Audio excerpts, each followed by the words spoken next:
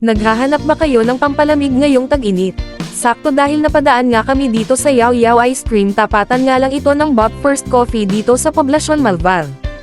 Tara ating subukan. Sakto nga lang yung space at refreshing nga yung kanilang place, dahil dyan masarap nga isama dito ang iyong kabit kay este ang above mong tunay.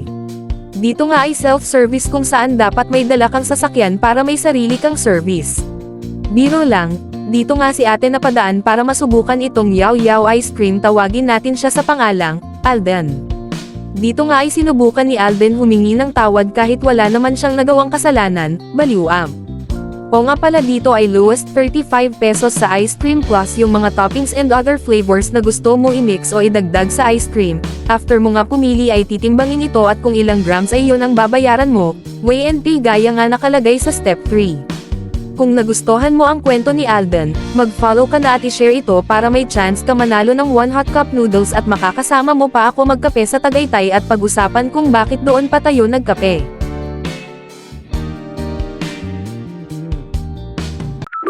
Step 1, get your cup. Step 2, choose your fruit. Step 3, swirl. Step 4, choose your topping. Step 5, choose your syrup.